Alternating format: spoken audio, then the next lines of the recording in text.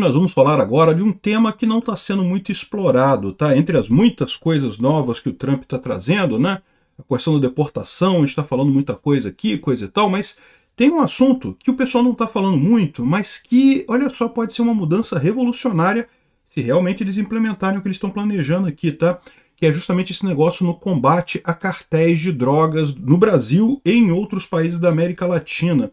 Vamos entender esse caso aqui, porque essas cartas de Marquis e Reprisal é um tema que é meio assustador, esse negócio, e é quase anarcocapitalismo geral. Vamos entender esse caso aqui. Essa notícia foi sugerida por Outro Jeito de Ver as Coisas, Libertário Pobre e várias outras pessoas. Obrigado aí ao pessoal que sugeriu notícias lá no nosso site, no visãolibertaria.com, e obrigado a você que está assistindo o nosso vídeo. Se você gosta do nosso conteúdo, por favor, deixe o seu like e se inscreva aqui no canal, né?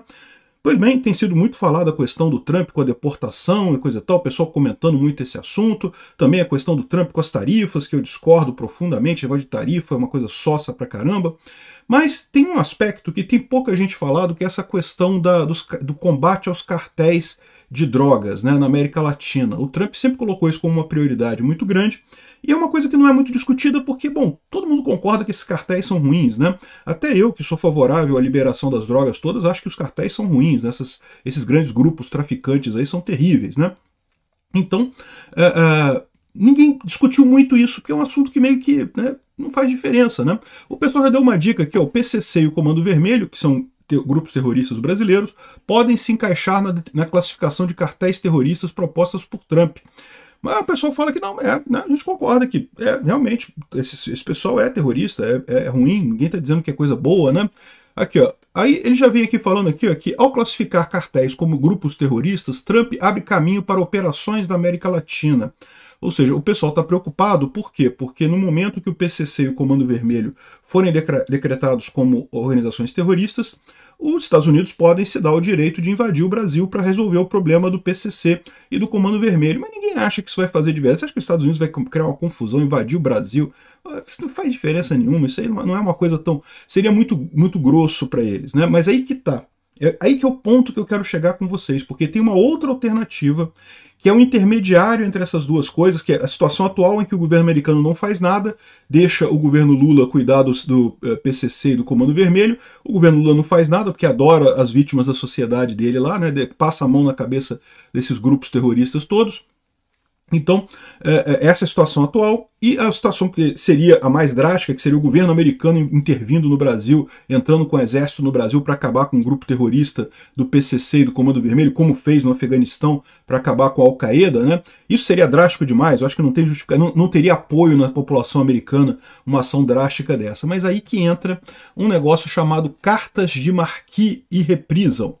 Letter of Marquis and Reprisal. Uma licença do governo americano para grupos privados realizarem ações que favoreçam o governo americano. Literalmente é pirataria. Isso aconteceu, né, no passado. Você sabe que a Inglaterra, boa parte dos piratas que você vê nos filmes aí, coisa e tal, eram, na verdade, pagos pela Inglaterra. A Inglaterra dava autorização para os piratas abordarem navios, né, e roubarem esses navios, e a ideia é que eles pagavam um imposto para o governo da Inglaterra em troca de todo o apoio para fazer esse tipo de coisa, todo o apoio legal para fazer esse tipo de coisa, né? Então, ao contrário do que colocam os filmes dizendo que os piratas eram fora da lei e coisa e tal, não era bem assim não, eles tinham apoio do governo inglês, né?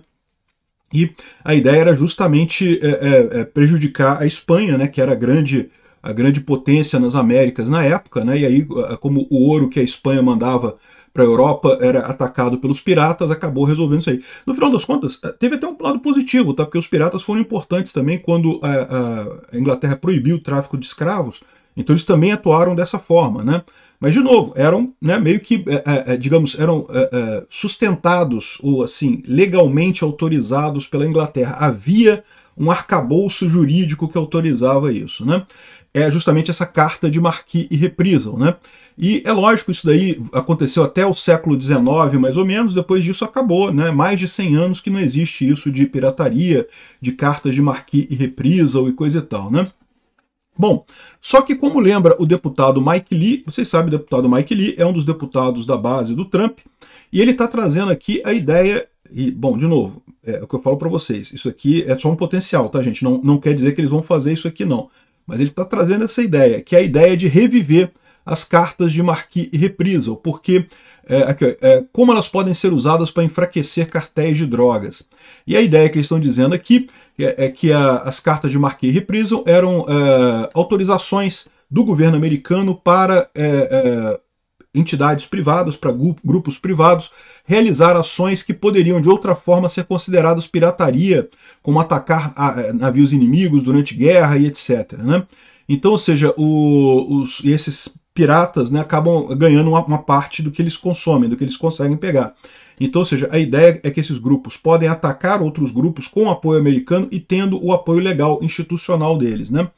E isso está na Constituição Americana, no artigo 1º, seção 8, que dá ao Congresso o poder de fornecer cartas de Marquis e Reprisal.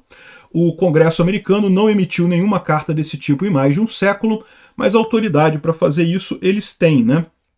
E daí, ou seja, o que eles poderiam fazer? Ele continua descrevendo aqui a questão de como é que seria isso, o contexto disso, que seria justamente você pegar grupos como o Blackwater.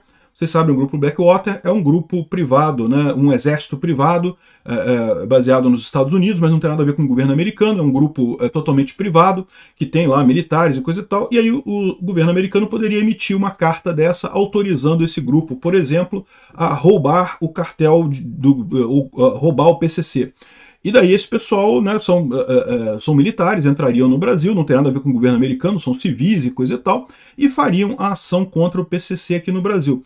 Qual que é a vantagem disso? Essas pessoas, se fossem pegas pelo governo brasileiro, evidentemente seriam processadas e presas, porque seria um crime elas agirem dessa forma no Brasil, né? Seria contrário a isso. Mas se elas conseguirem entrar, realizar a ação e sair sem causar, sem serem pegas pelo Brasil, elas não seriam processadas internacionalmente porque elas teriam autorização do governo americano.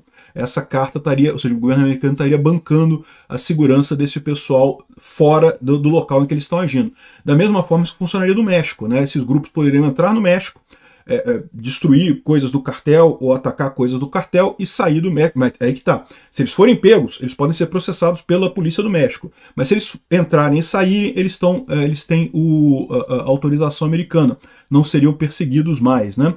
É lógico, isso é contrário a uma série de tratados e normas de direito internacional, mas a gente sabe que os Estados Unidos têm uma certa capacidade maior de contornar essas coisas simplesmente pelo poder, né? Os Estados Unidos é o grande poder econômico hoje em dia e o Trump já deixou claro que não vai hesitar em usar o poder econômico dos Estados Unidos para os fins diplomáticos, né? O que aconteceu com a Colômbia lá. A Colômbia não quis receber avião, coisa e tal, um absurdo aquilo, porque não tinha mudança nenhuma, a gente sabe disso. O próprio Petro tinha aceito os aviões antes, depois mudou de ideia, e no final das contas, no que ele fez isso, o Trump imediatamente ameaçou tarifas e não sei o que lá, e cortar passaporte. Rapidinho o pessoal voltou atrás. E esse é o poder que os Estados Unidos têm, eles realmente têm esse poder. É um poder que até contra chineses e contra russos funciona, porque até os chineses e russos, os ricos, né, a elite aristocrática russa e chinesa investe nos Estados Unidos. Ninguém é maluco de deixar dinheiro na China, na Rússia ou no Brasil. Investe nos Estados Unidos, né? Então, isso acaba tendo um poder muito grande, esse tipo de coisa, né?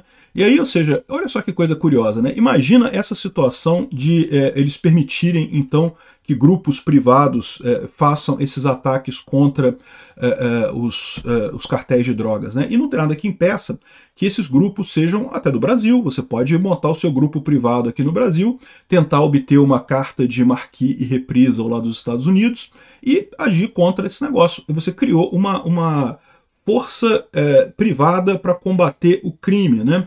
O que não deixa de ser alguma coisa bastante libertária, no final das contas. Você está resolvendo o negócio através do mercado, de contratação, ao invés do governo fazer isso oficialmente, né? É uma coisa interessante. Eu acho que não vai passar isso daqui, é uma coisa meio radical, mesmo isso daqui é uma coisa meio radical. Mas vamos ver, né? O pessoal está falando abertamente aqui de usar as cartas de Marquis e Reprisal. É uma das vantagens de ter uma Constituição de muitos e muitos anos que os Estados Unidos têm.